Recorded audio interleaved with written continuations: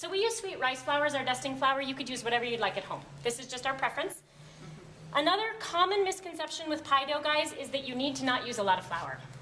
Wrong. Use as much as you need to get the job done.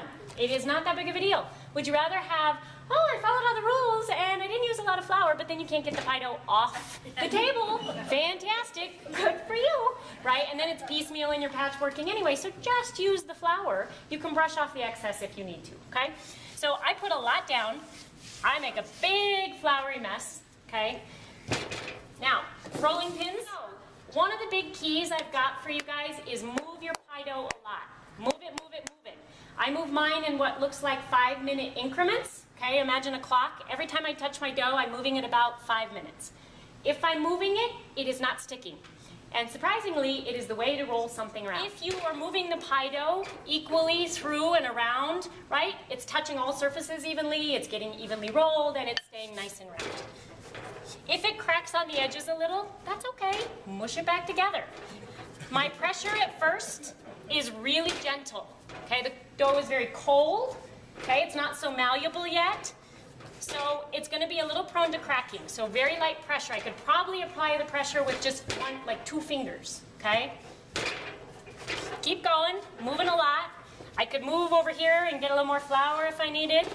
And so there's a couple, you know, and cracks happen. If they do, like I said, I'm just kind of pushing them together. One thing I would recommend is if you're new to pie dough in general, line smaller pans first, right? You're using less dough, and as you get more and more expert, or even really tiny, you can go smaller than this, but you can eventually work your way up. I'll get to you in 1 minute. To bigger pans, but this is going to be easier for you to manage as a beginner. So start small. She asked how thinly you roll your dough, and the answer is what size tart are you making, right? The smaller the diameter, the thinner the crust, so it stays proportional. The larger the tart or the pan, the thicker it can be, and it will still feel in line with the filling. But I would say usually 1/4 of an inch or less, down to pretty thin, would be a good standard answer. But Kathy's a crust girl, I'm a filling girl, so I always think the crust is too thick, and she doesn't want any filling at all. Yeah. So it really, again, is personal preference. All right, so what we've got here is our pie dough, and I'm going to stop rolling to kind of move on. And I would love to show you this, but it will be on our website, I promise. Go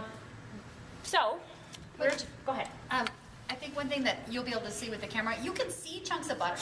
That's true. You can see chunks of butter in the dough, and that is A-okay. So I think that's important to Okay, so we're just going to go ahead and go with the small one so it stays on film. see, you just sit up like that.